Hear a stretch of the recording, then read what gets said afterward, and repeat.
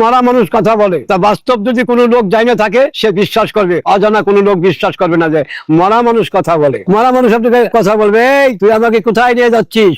যদি সে আপনি দৃষ্টি হারা হয়ে যান তাহলে আপনাকে খেয়ে ফেলবে। খেয়ে ফেলবে মানে আপনি যাতে ধরে বসবে। যেমন আমরা যখনই কথা বলে তখন আমাদের শির হয়ে যায় যে আমাকে তো এখন ধরে বসবে। তখনই আমরা একটা দোয়া জানি, যে দোয়াটা ইসলামী ভাবে কঠিন দোয়া। ওই দোয়াটা পড়লে ওই শয়তান আর কখনো জবান বন্ধ হয়ে যায়। আমার এই যে মনে পড়ে, আমি যেন আসলে যে লাশটা তুলছি, এই লাশটা ভয়ভঙ্কর। এই লাশটা 3 হাত খাড়া গেছে, একটু জিম মারছি, আমি তো নিশাই অত ধরে রাখছি বাইন্দে, ও তো আমার হাত থেকে ছুটে যেতে পারবে না। পানির ভিতরে, নৌকার ভিতরে আমি ফটত করে চাই ও কি সেটা খুলে গেল, চাই দেখি ও এইভাবে মনে হয় গুই সাপের মতন খাড়াই গেছে। খাড়াই যাওয়ার সাথে সাথে মনে করেন আমি ওইভাবে থাবা দিয়ে রশি ধরে উপরে পরে দোয়াটা পরে আর আমি নিচের দিকে তাকাইনি, ওইভাবে পড়েছিলাম। আধা ঘন্টা পরে পরে নিচের থেকে পুলিশ হেঁটে দেখে আমি উপরে বেরিয়েছি। তখন আমার টাইনে উঠাইছে, বাবু ভাই কিছি। আমি 1 মাস 15 দিন অসুস্থ ছিলাম। একটা লাশ রাত্রে 2টার সময় একা নিয়ে যাওয়া অনেক লাভ ব্যাপার, সেটা কোনো লোক পারবে না, সাহসালা লোক ছাড়া। পুলিশ যখন আমাদের এখানে আসে বলে, এই ডমবাবু ভাই যাইতে হবে। কি ব্যাপার? এই তো মরছে ভাই, একটা মারা গেছে। আমরা যাই দেখি এখন ওই অবস্থায় পড়ে আছে জঙ্গলের ভিতরে, হাত পাও বান্ধা, কেউ মুখ দিয়ে গলা বান্ধা, গলায় বাইন্দা মনে করেন ফাঁস দিয়ে মারছে, মেরে তাকে পাড়ায়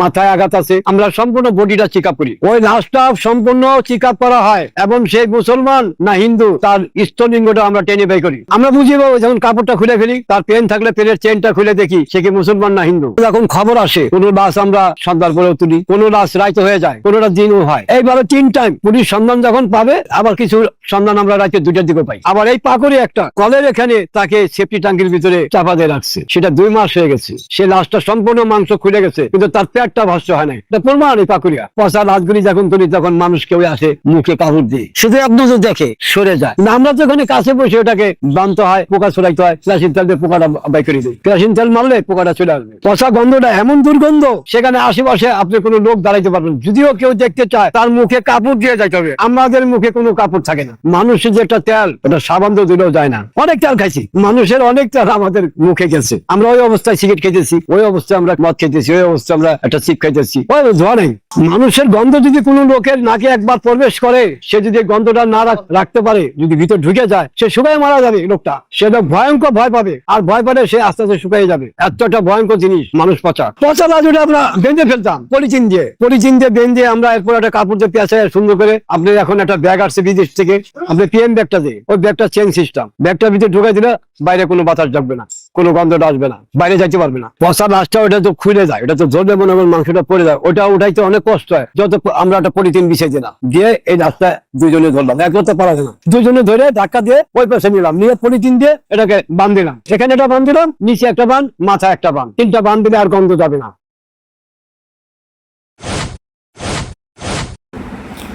এরকম অলৌকিক ঘটনা কিন্তু অহরহ ঘটে, যে পোস্টমর্টেমের সময় অনেক সময় দেখা যায় কি যে লাশটা লাফ দিয়ে ওঠে বা কাটার সময় লাফ দিয়ে ওঠে, হাত নাড়াচাড়া করে, অনেক এরকম ঘটনা ঘটে। এগুলো অনেকে বিশ্বাস করে, অনেকে করে না। অনেক সময় আমরা অনেক জায়গা থেকে অনেক ভিডিও অ্যানালাইসিস করে আমরা দেখছি যে এই কারেন্ট চলে গেছে, ফ্যান চলতেই আছে, এরকম দেখা যায়। তারপর হচ্ছে আপনার লাইটগুলো নষ্ট হয়ে যায়, ফ্যানগুলো নষ্ট হয়ে যায়। একটা মেডিকেল কলেজের ছাত্রী উনি বললো যে পোস্টমর্টেম করে যে রুমে, ওই রুমের লাইট আর ফ্যানগুলো সব নষ্ট হয়ে যায়, ওইগুলো ভালোই থাকে না, খালি লাগাইতে হয় আর করতে হয়, নষ্টই হয়ে যায় এরকম। তো এগুলো আসলে সত্যি। মরা লাশের সঙ্গে যারা খেলা করে, যারা নাকি এই ধরনের কাজকর্ম করে, পোস্টমর্টেম করে, তারা এই ধরনের অনেক ঘটনার সম্মুখীন হয়। হয়তো আমরা বিশ্বাস করি না, তাদের অত বড় কলিজাই, এই জন্যই তারা পোস্টমর্টেম করতে পারে। তারা পোস্টমর্টেম করার সময় এই ধরনের ঘটনার সম্মুখীন হবে, ভয় পাবে না, এই জন্যই তাদের আল্লাহ ওরকম করে বানাইছেন হয়তোবা। তো এটা আমাদের বিশ্বাস না করারই কথা। আমরা দেখি না এই ধরনের ঘটনা, এই জন্য আমরা বিশ্বাস করি না। তো যারা নাকি এই ধরনের ঘটনার সাথে সম্পৃক্ততা রাখে, তারা এগুলা বিশ্বাস করে। জানি অনেক অনেক অনেক ঘটনা হয়, এরকম অলৌকিক ঘটনা ঘটে যায়। আমাদের সাথে হয় না দেখে আমরা হয়তো বিশ্বাস করি না, আসলে এরকম হয়। এর আগে আমি শুনছি যে একটা মরা লাশ, সে মানে মাথা উঁচু করে দেখতে চাইতেছে, এরকমও হয়েছে, এরকম শুনছি আমি অনেক ভিডিওতে। আমি এই ধরনের ডুমদেশ এই ধরনের কথা শুনছি। তারপরে অনেক লাশ এরকম অসম্ভব ভয়ঙ্কর কাহিনী ঘটে এদের সাথে। তো এগুলো অনেক ধরনের ঘটনায় ঘটে, মাদাদের কাছে শোনা যায়। আর এই ধরনের ঘটনা ডুমদের সাক্ষাৎকার নিলে এরাও বলে যে হ্যাঁ, এরকম অলৌকিক অনেক ঘটনাই ঘটে। তো আল্লাহ যেন এমন দিন কারো না করে যে পোস্টমর্টেম করতে হয়। আসলে প্রতিদিন অহরহ পোস্টমর্টেম হচ্ছে, তো কি আর করার, করতে তো হবে, দেশের আইন আইন তো মানতেই হবে। এরকম অলৌকিক ঘটনা কিন্তু অহরহ ঘটে, যে পোস্টমর্টেমের সময় অনেক সময় দেখা যায় কি যে লাশটা লাফ দিয়ে ওঠে, বা কাটার সময় লাফ দিয়ে ওঠে, হাত নাড়াচাড়া করে, অনেক এরকম ঘটনা ঘটে। এগুলো অনেকে বিশ্বাস করে, অনেকে করে না। অনেক সময় আমরা অনেক জায়গা থেকে অনেক ভিডিও অ্যানালাইসিস করে আমরা দেখছি যে এই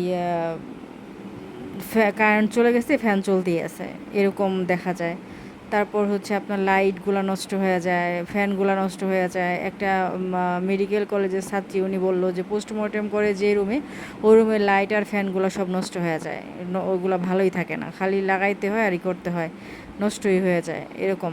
তো এগুলো আসলে সত্যি, মরা লাশের সঙ্গে যারা খেলা করে, যারা নাকি এই ধরনের কাজকর্ম করে, পোস্টমর্টেম করে, তারা এই ধরনের অনেক ঘটনার সম্মুখীন হয়। হয়তো আমরা বিশ্বাস করি না, তাদের অত বড় কলিজাই, এই জন্যই তারা পোস্টমর্টেম করতে পারে।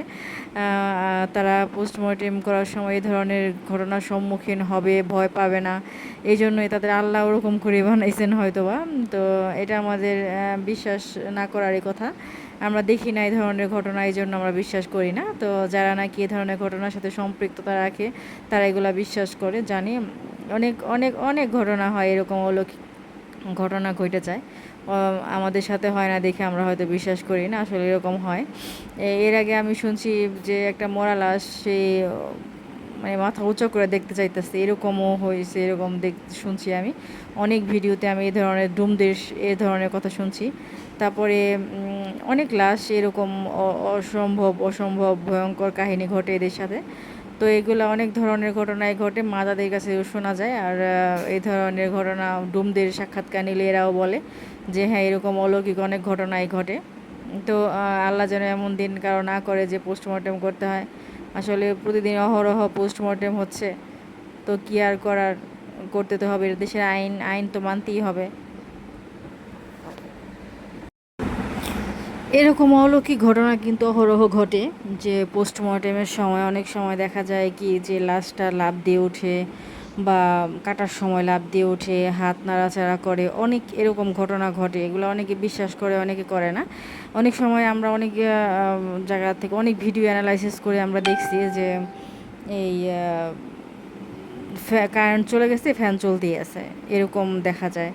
তারপর হচ্ছে আপনার লাইটগুলো নষ্ট হয়ে যায়, ফ্যানগুলো নষ্ট হয়ে যায়। একটা মেডিকেল কলেজের ছাত্রী উনি বললো যে পোস্টমর্টেম করে যে রুমে, ওই রুমের লাইট আর ফ্যানগুলো সব নষ্ট হয়ে যায়, ওগুলো ভালোই থাকে না, খালি লাগাইতে হয় আর করতে হয়, নষ্টই হয়ে যায় এরকম। তো এগুলো আসলে সত্যি, মরা লাশের সঙ্গে যারা খেলা করে, যারা নাকি এই ধরনের কাজকর্ম করে, পোস্টমর্টেম করে, তারা এই ধরনের অনেক ঘটনার সম্মুখীন হয়। হয়তো আমরা বিশ্বাস করি না, তাদের অত বড় কলিজাই, এই জন্যই তারা পোস্টমর্টেম করতে পারে। তারা পোস্টমর্টেম করার সময় এই ধরনের ঘটনার সম্মুখীন হবে, ভয় পাবে না, এই জন্যই তাদের আল্লাহ ওরকম করে বানাইছেন হয়তোবা। তো এটা আমাদের বিশ্বাস না করারই কথা। আমরা দেখি না এই ধরনের ঘটনা, এই জন্য আমরা বিশ্বাস করি না। তো যারা নাকি এই ধরনের ঘটনার সাথে সম্পৃক্ততা রাখে, তারা এগুলা বিশ্বাস করে, জানি। অনেক অনেক অনেক ঘটনা হয় এরকম অলৌকিক ঘটনা ঘটে যায়।